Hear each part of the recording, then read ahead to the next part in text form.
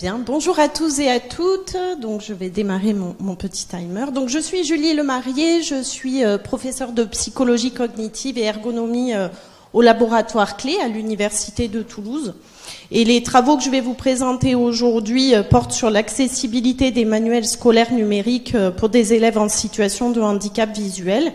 Ce sont des travaux qui ont été en fait réalisés. La force vive du projet était Laetitia Castillan qui en fait a soutenu sa thèse il y a quelque temps sur cette thématique. Et il s'agissait d'un projet de recherche qui s'appelait Accessman, qui était financé par la Fondation internationale de recherche appliquée sur le handicap. Je dirai un petit mot tout à l'heure sur les partenaires. Alors, dans le cadre de ce projet, le contexte initial qui a motivé ce projet de recherche se basait sur deux constats. Le premier, c'est évidemment le contexte de l'inclusion pour les élèves en situation de handicap visuel, puisque près de 80% d'entre eux, on estime, sont inclus en milieu ordinaire. Un deuxième constat, c'est évidemment l'intensification avec, par exemple, le plan numérique pour l'éducation numérique, l'intensification de l'utilisation du numérique dans le monde de l'éducation. Et évidemment, cela soulève la question, est-ce que le numérique va se constituer en obstacle ou en levier pour l'inclusion et l'autonomie des élèves en situation de handicap visuel? Bon, on soupçonnait déjà que la réponse ne serait pas unilatérale à cette question.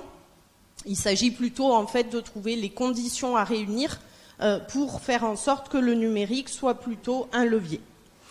Donc les objectifs dans ce projet, il s'agissait d'examiner comment des élèves en situation de handicap visuel accèdent aux manuels scolaires numériques, interagissent avec les fonctionnalités spécifiques de ces manuels, quelles sont les difficultés qu'ils rencontrent et les stratégies qu'ils mettent en place pour y faire face, et aussi quelles sont les causes de ces difficultés pour évidemment ensuite concevoir des manuels qui, en tout cas, proposer des recommandations pour aider les éditeurs de manuels à proposer des éléments compatibles avec les besoins spécifiques de ces élèves.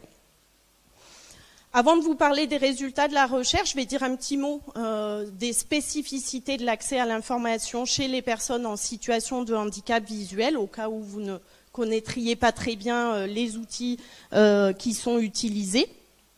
Donc si on regarde chez les personnes aveugles, pour des documents de type papier, ça je pense vous connaissez, évidemment on va fournir des adaptations braille à la demande, notamment pour les élèves.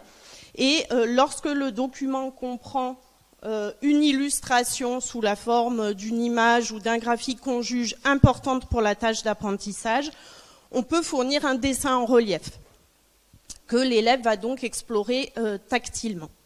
À noter que, j'en parlerai pas aujourd'hui, mais à Toulouse, on a pas mal de travaux de recherche qui sont réalisés à l'IRIT et je collabore pas mal avec eux, l'Institut de recherche en informatique de Toulouse, où on développe notamment des systèmes qui permettent de rendre interactifs ces dessins en relief en les proposant sur des tablettes numériques, et donc ça permet en fait de les agrémenter d'informations audio. Pour les documents numériques, eh bien, les personnes aveugles, pas toutes, mais évidemment, peuvent utiliser un lecteur d'écran qui est un système, une technologie d'assistance qui permet de transformer l'information contenue dans des documents en braille, donc accessible en modalité tactile, ou en information audio. Bien souvent, il combine en fait les deux modalités. Chez les personnes malvoyantes, ce qui est utilisé, c'est bien souvent une adaptation qu'on appelle par agrandissement, où le document va être imprimé en grands caractères pour permettre un accès. Et évidemment, on va l'adapter au niveau souhaité ou requis pour l'élève malvoyant. Pour les documents numériques, c'est la même chose, sauf que cette fois, c'est une technologie qui opère ça automatiquement grâce à un zoom, qui est soit en fait intégré, je dirais, dans le lecteur qu'on utilise pour accéder aux documents, soit on utilise une couche logicielle supplémentaire. Moi, en tant que psychologue, ce qui m'intéresse, c'est pas tant la dimension technique, c'est évidemment quelles vont être les conséquences au plan mental de cet accès pour les élèves et pour les individus plus largement.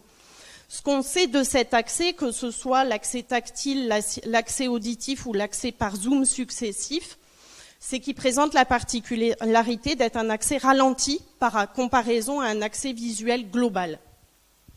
L'information est accédée de façon morcelée, séquentielle, et au plan mental, c'est plus coûteux de traiter l'information dans ces conditions. Donc là, je vous ai mis des exemples de pages de manuels scolaires accédés par zoom successifs. Donc vous voyez que lorsque, c'est mécanique, si j'agrandis une zone d'information pour un élève malvoyant, je perds la vue d'ensemble, je perds le reste, et on va voir que ça pose un certain nombre de problèmes. J'ai trouvé il n'y a pas longtemps une métaphore que je trouvais intéressante qui peut permettre d'imaginer ce que ça représente, ce type d'accès. Imaginez que vous rentrez dans cet amphithéâtre, que vous voulez vous faire une représentation de ce qui se passe dans cette pièce. Eh bien, évidemment, si vous êtes voyant, vous allez balayer la salle et pouvoir repérer tout un tas d'éléments. Ça va vous permettre de vous créer une représentation d'ensemble de ce qui se passe dans cette pièce. Si vous êtes aveugle ou malvoyant, eh bien, c'est plutôt un accès où on rentre dans une salle noire ou alors très dégradée au plan visuel, et on va vous donner une lampe de poche pour pouvoir explorer cette salle, et donc c'est vraiment des bouts morcelés qui vont être disponibles pour vous faire cette représentation d'ensemble. Alors bien évidemment, les élèves mettent en place, les individus en général, pas que les élèves, mettent en place des stratégies de compensation qui leur permettent par exemple d'éviter de prendre trop de temps, même si on va voir que le problème temporel persiste. Par exemple, on peut écouter des textes oralisés, des personnes aveugles, notamment de naissance ou très précoces, à force en fait d'écouter des textes oralisés par des systèmes de lecteurs d'écran, développent en fait des capacités attentionnelles au plan auditif, tout à fait exceptionnelles parfois, qui leur permettent d'écouter à des vitesses très très rapides, qui se rapprochent en fait de la vitesse de l'écrit, pas totalement cependant. Alors, je ne sais pas si on va entendre. Par exemple, de nombreux élèves sont capables de comprendre un discours lu à une vitesse très élevée, incompréhensible pour une oreille non très élevée, ce qui leur permet de se rapprocher de la vitesse de lecture de l'élève écrit. Voilà, c'est pas exagéré, ce que j'ai simulé ici, c'est la vitesse qui peut parfois être atteinte, mais bon, c'est évidemment au prix d'une pratique tout à fait répétée et experte du système. Par rapport à ce que je vous disais tout à l'heure sur l'accès morcelé, ce qu'on note aussi, c'est chez les élèves, et ils l'expriment très clairement, ils ont des stratégies de reconstruction mentale permanente, du tout à partir des bouts successifs. Et ils disent, en fait, il faut que j'utilise ce qu'on appelle, nous, la mémoire de travail, pour maintenir actives les informations en permanence. Donc, ils ont des stratégies, notamment au plan attentionnel, mais là aussi au prix d'une fatigabilité au plan cognitif qui est extrêmement importante. Alors bien sûr, dans la littérature, on s'est interrogé entre les adaptations sur mesure, au coup par coup, à la demande, qui sont pas forcément faciles à gérer pour les services d'adaptation braille, notamment. C'est très coûteux, adapter un document en braille, ça prend énormément de temps, ça nécessite de prendre des tas de décisions. Et évidemment, c'est d'autant plus lourd si l'information à représenter est complexe. On s'est interrogé, est-ce que finalement il vaut mieux pas permettre un accès autonome par des technologies d'assistance? Et en fait, les résultats sont complexes, la réponse est complexe. C'est-à-dire que ce qu'on note, c'est que, oui, l'accès, il est a priori par une technologie d'assistance comme un lecteur d'écran, il est a priori plus efficace et il permet plus d'autonomie pour l'élève. Il a moins besoin d'aide, de mobiliser des acteurs. Mais en même temps, parallèlement, les élèves sont un peu réticents à les utiliser, notamment en classe, puisqu'ils sont perçus comme étant stigmatisants. Par exemple, porter des écouteurs pendant la classe, c'est stigmatisant. Et ils sont aussi jugés difficiles à prendre en main. S'approprier un lecteur d'écran, c'est des années d'expérience et c'est un apprentissage explicite qui est pris en charge par des institutions comme l'Institut des jeunes aveugles, par exemple. Alors j'en viens maintenant à la question de l'accessibilité des manuels scolaires numériques pour les élèves en situation de handicap visuel. Et pour vous parler un petit peu de ce que c'est un manuel scolaire, je pense que vous le savez. Un manuel scolaire, ça se présente classiquement comme une série de doubles pages qui va comprendre des contenus relativement nombreux et variés. Je ne sais pas si vous avez déjà feuilleté des manuels, mais ce qui frappe, c'est la richesse au plan visuel, la complexité de l'information. Et donc, évidemment, ces contenus, ils sont essentiellement conçus pour être vus.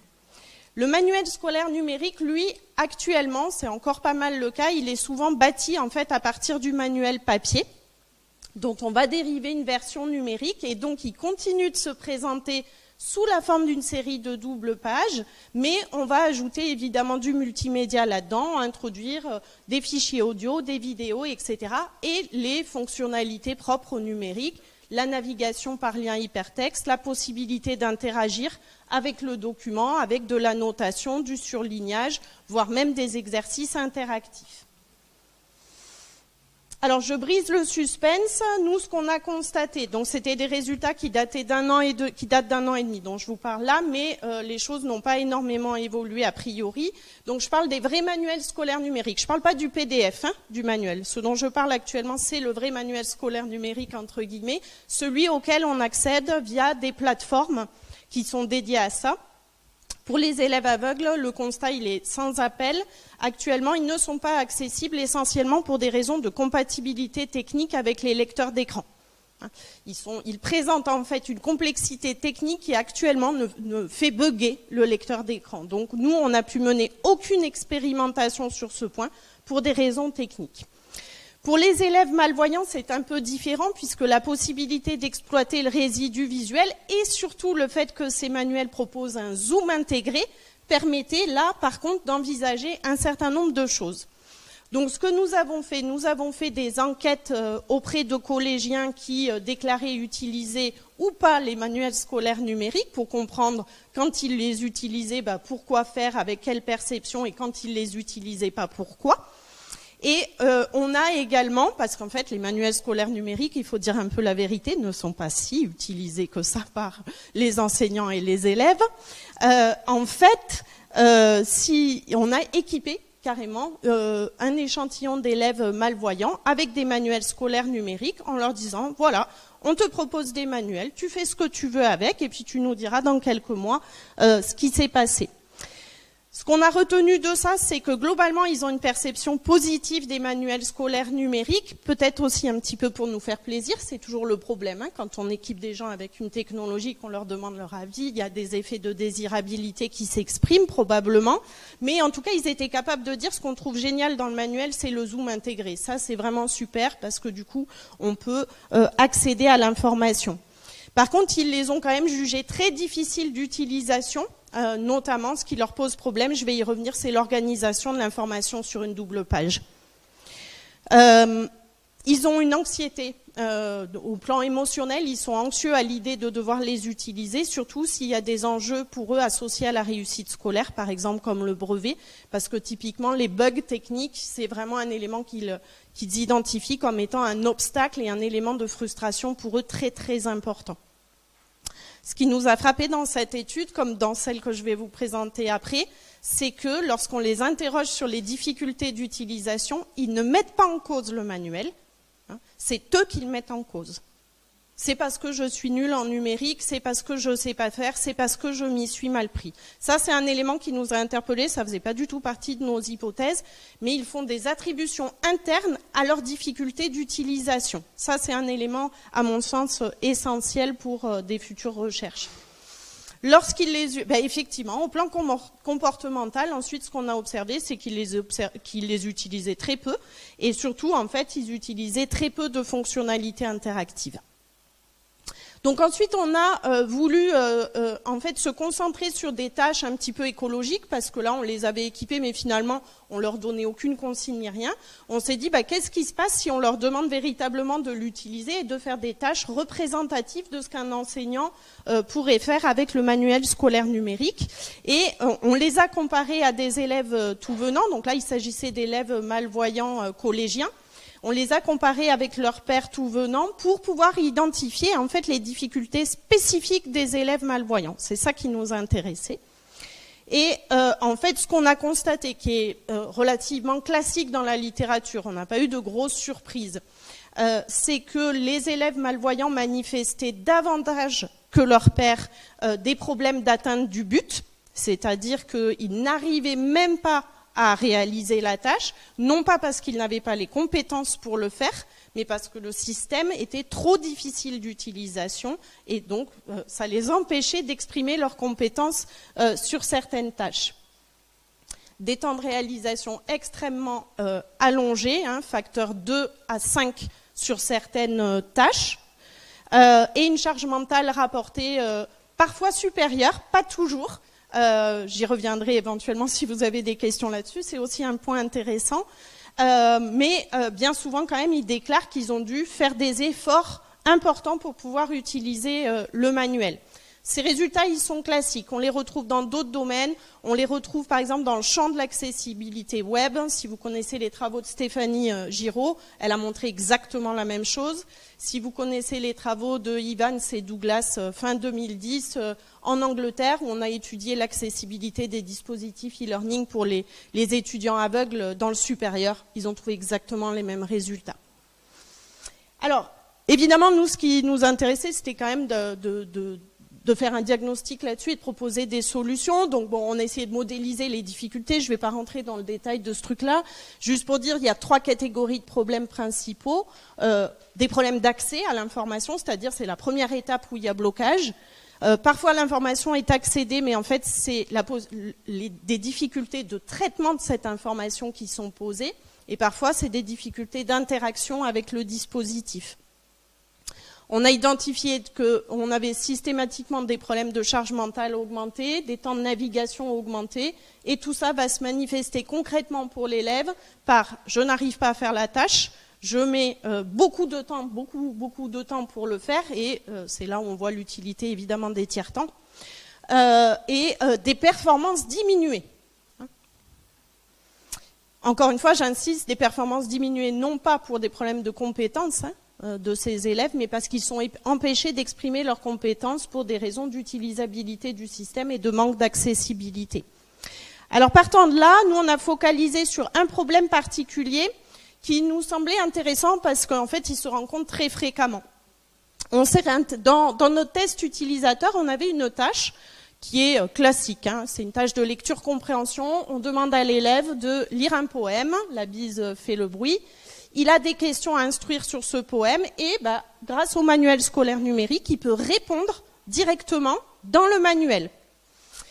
Et en fait, dans nos tests utilisateurs, ce qu'on a mis en évidence, c'est que pour les élèves malvoyants, ils étaient en grande difficulté sur cette tâche en raison de l'organisation de l'information, où en fait, vous voyez, il y a plusieurs choses. D'abord, il y a plein de trucs sur cette page qui ne sont pas utiles à la tâche.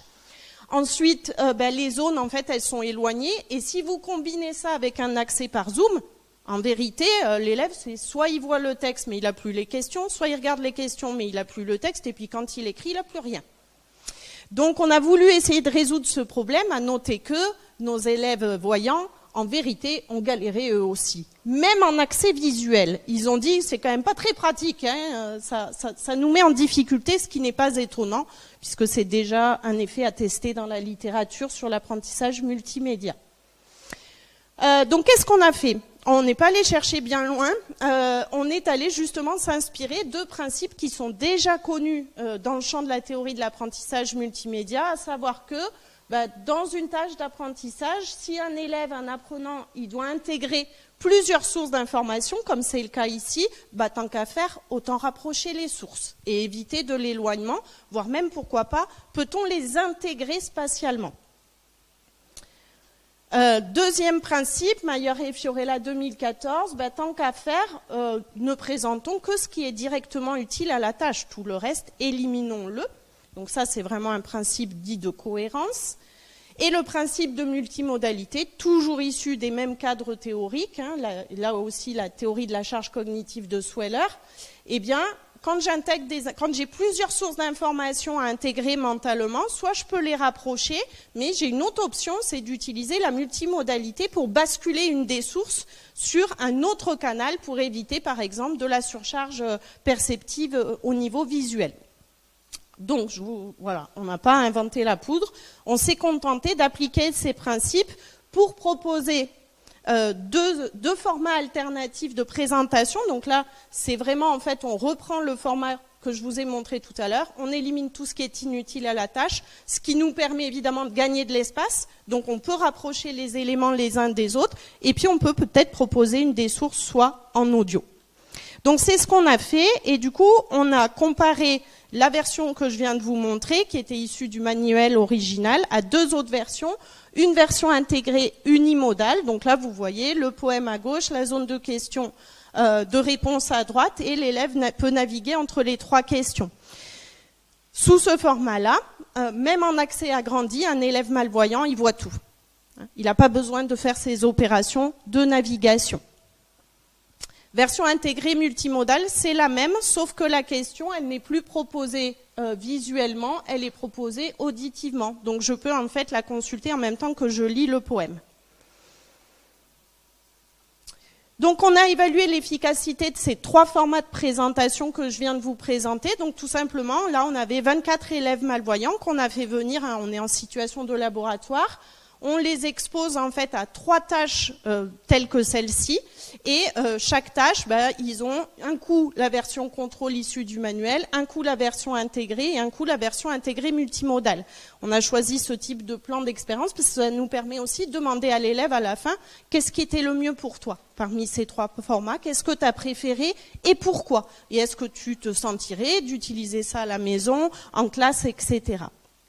Donc on a fait des mesures évidemment comportementales je brise là aussi le suspense. Globalement, ça marche très bien. Nos versions intégrées et intégrées multimodales donnent des meilleurs résultats sur tous les indicateurs qu'on a étudiés. Et les différences indiquées ici sont des différences qui sont significatives au plan statistique. On observe quoi? En version intégrée ou intégrée multimodale, aucun élève n'a jamais lâché le morceau. Ils sont allés jusqu'au bout. Pas d'abandon, alors qu'on en observe 4 dans la version contrôle.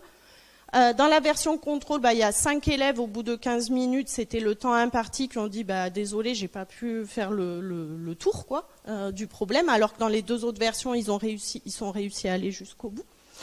Les temps de réalisation beaucoup plus élevés dans la version contrôle, nombre de demandes d'aide à l'expérimentateur plus élevé également. Et ça nous a intéressé, ils produisent des réponses aussi beaucoup plus longues dans la version intégrée multimodale par rapport à la version contrôle, où en fait, si vous voulez, la charge mentale est tellement élevée pour réaliser l'exercice dans la version contrôle que du coup, ils raccourcissent les réponses. Et c'est ça qui explique pourquoi ils ont des moins bonnes performances, évidemment. Donc, qualité des réponses fournies, idem, on observe le même pattern. Sur les évaluations subjectives maintenant, c'est cohérent, charge mentale rapportée beaucoup plus... en tout cas plus élevé au plan statistique dans la version contrôle que dans les deux autres. Et après, sur pas mal d'indicateurs que nous avons prélevés, donc là c'est sur des échelles, on leur demande de dire, est-ce que c'était facile à lire, est-ce que les transitions entre les différents éléments de la tâche étaient faciles, est-ce que c'était facile d'écrire dans ce format. Globalement, tu as trouvé que c'était facile à utiliser ou pas? Est-ce que tu te verrais utiliser ce format de présentation en classe, à la maison, etc. Et vous voyez, à chaque fois, les formats que nous proposions sont arrivés dans des classements plus en tête, en quelque sorte. Et vous voyez, un phénomène qui nous a bien intéressés, c'est que les élèves, lorsqu'on les interroge sur les intentions d'usage, ils font bien la différence entre en classe et à la maison. Ils ont bien repéré que la version multimodale, c'est super bien pour la maison, parce que je peux utiliser mes écouteurs, mais en classe, ça fait écho à ce que je vous disais tout à l'heure sur des réticences liées à des contextes spécifiques. Ils sont bien conscients que ça ne marche pas, ou en tout cas que ça va leur poser un certain nombre de problèmes. Un truc qui nous a intéressés, ça c'était un petit clin d'œil, je me suis dit on va tenter le coup, on leur a demandé d'estimer, mais ce poème il était difficile ou pas? Et alors que c'était le même, qu'ils voyaient dans les différents formats, alors pas les mêmes élèves, mais en tout cas on a fait une rotation sur les conditions, eh bien en fait la difficulté perçue du poème était influencée par le format. C'est-à-dire que lorsqu'ils le lisaient en version contrôle, ils trouvaient que le poème était beaucoup plus dur à s'approprier que dans les deux autres. Donc là aussi, on voit des effets de contamination en fait entre le format de présentation et la difficulté ressentie de la tâche, probablement par des aspects d'attribution de mes difficultés qui se décalent sur le matériel où l'élève ne perçoit pas qu'en fait c'est le format qui lui pose problème.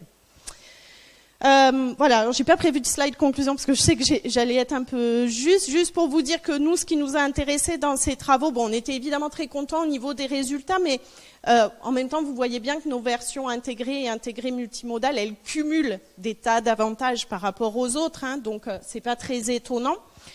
Nous, ce qu'on souhaitait, c'était en faire la démonstration aux éditeurs de manuels scolaires pour qu'ils réalisent à quel point les choix de design sont pernicieux, que ce soit pour des élèves en situation de handicap, mais aussi, on en est absolument certain, pour des élèves tout venant, puisqu'en fait, les principes que nous avons appliqués pour créer ces formats, hein, ça fait 20 ans qu'on sait qu'ils sont aussi beaucoup plus efficaces pour des élèves tout venant. Voilà, j'en ai terminé. Je vous remercie. Juste peut-être pour dire un mot sur les partenaires du projet. Donc le laboratoire Clé était impliqué, mais aussi l'Institut de recherche en informatique de Toulouse, des collègues de l'INSHEA que vous connaissez certainement. Et puis également, on avait des partenaires de terrain, hein, l'Institut des jeunes aveugles, le CIVAL Lestrade de Ramonville, et c'est vraiment eux qui nous ont permis évidemment d'avancer de façon efficace et pertinente sur ce projet. Je vous remercie pour votre attention. Merci.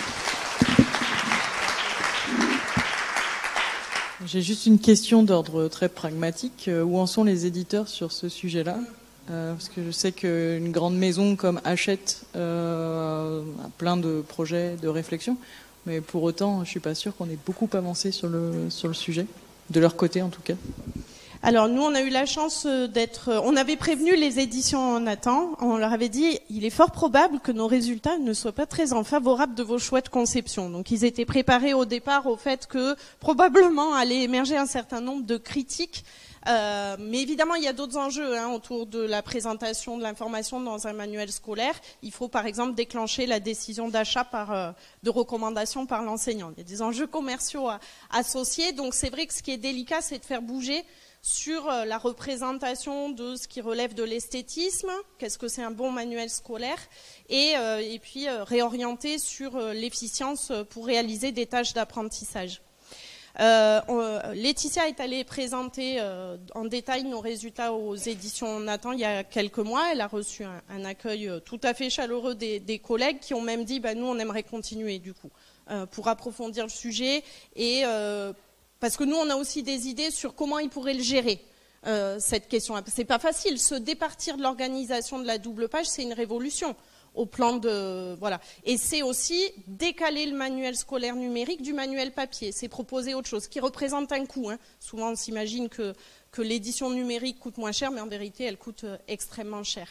Après, j'ai un collègue la semaine dernière qui m'a quand même évoqué, mais j'ai pas eu le temps de l'acheter encore pour regarder. Il y a les éditions Retz, apparemment, qui se sont lancées dans la conception d'un manuel scolaire accessible, qui ont voulu aller au bout de la démarche.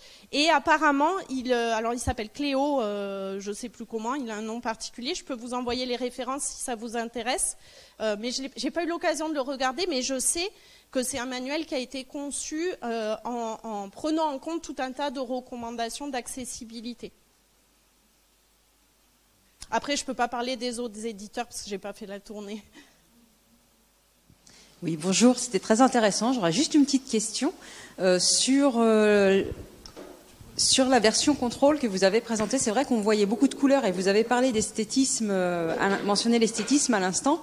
Est-ce que c'est quelque chose plutôt justement du coup à éviter C'est problématique C'est-à-dire que évidemment, j'ai pas trop parlé du profil des élèves malvoyants. En fait, on n'avait pas énormément d'informations sur leurs besoins spécifiques. Beaucoup avaient surtout besoin d'un agrandissement important.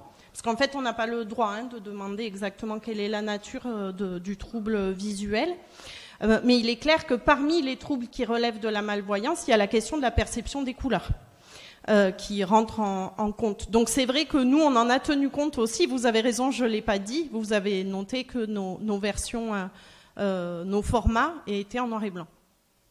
Donc oui, effectivement, c'est là où il y a, ça rentre un petit peu en conflit, hein, les notions d'esthétisme, parce que vous avez vu, il y a des œuvres d'art aussi qui sont représentées dans des manuels de français.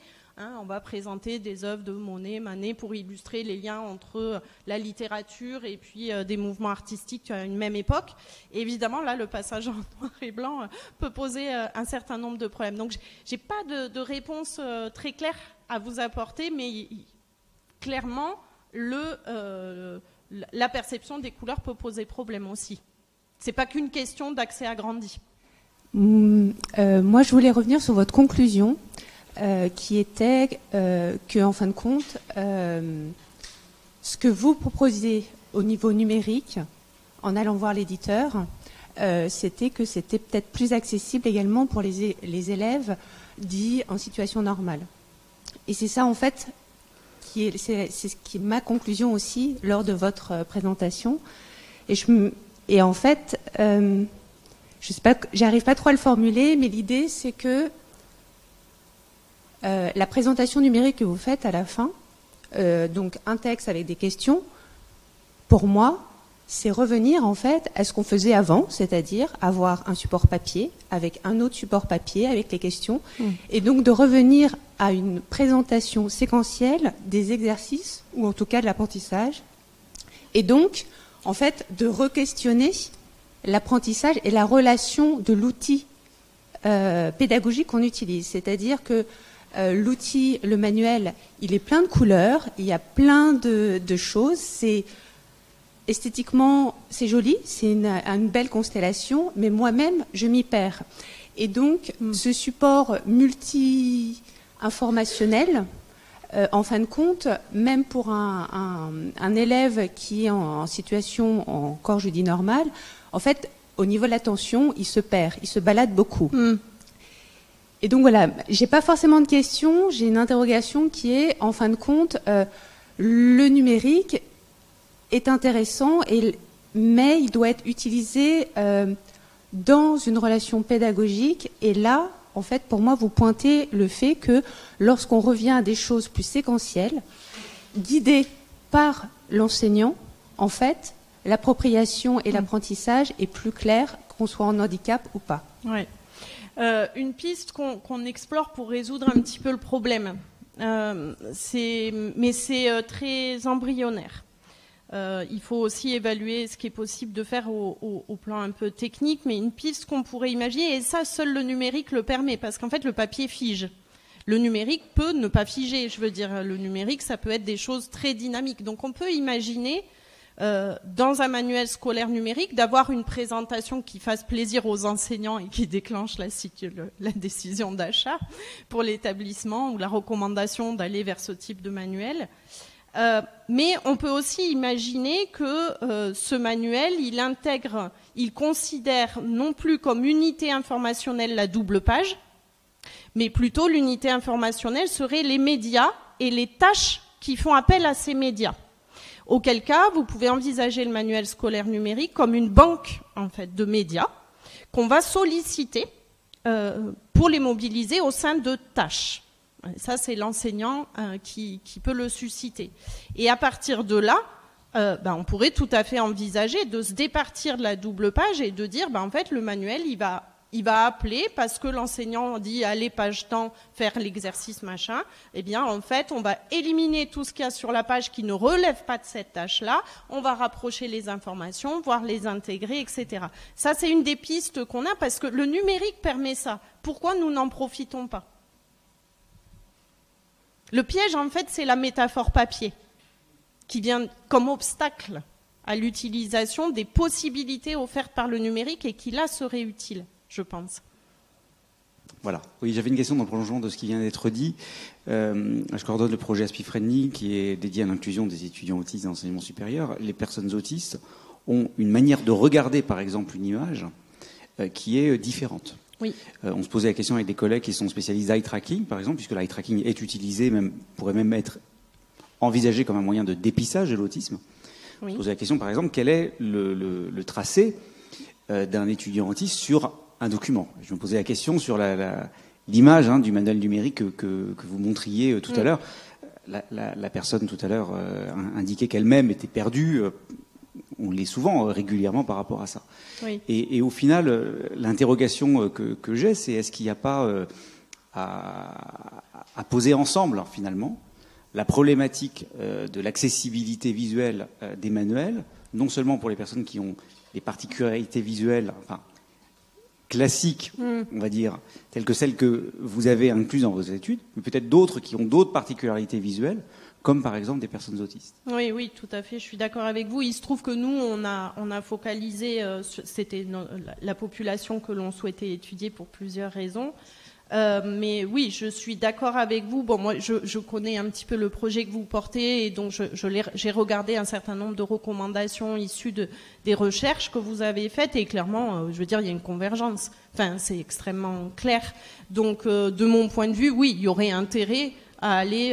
Alors, après, il y a peut-être quand même des moments où il y a des spécificités. Il faut pas non plus l'ignorer. Je veux dire. Mais effectivement, alors après sur les schémas d'exploration visuelle, c'est une question compliquée. Il y a eu des tentatives dans le champ justement de la théorie de l'apprentissage multimédia. Il y a eu des tentatives où on a analysé comment les gens explorent visuellement, par exemple, un document qui comporte du texte et une image. Qu'est-ce qu'on a tendance à faire ? Et ils ont voulu aller plus loin en disant, on n'a qu'à je vais le formuler comme ça, on n'a qu'à analyser ce que font des experts et des apprenants ultra performants pour ensuite montrer les trajets oculaires à des étudiants qui ont plus de difficultés comme une forme de modélisation de ce qu'il faut faire. Bon, ça marche pas. Ça marche pas, c'était bien joué, mais c'est dommage, c'était une jolie idée, mais ça marche pas très bien. Parce qu'en fait, le problème, c'est que le contrôle sur la stratégie de balayage n'est pas forcément très très bon, quoi. Mais par contre, je suis d'accord avec vous qu'analyser les stratégies d'exploration pourrait aussi aider à fournir des recommandations de conception, oui. Et on pourrait imaginer des systèmes de filtres, je veux dire au niveau de la présentation de l'information, des choses qui partent en grisé parce que pas utiles et qui aident, qui soutiennent en fait les stratégies attentionnelles des élèves, qu'ils soient 10 ou malvoyants, quoi. Julie.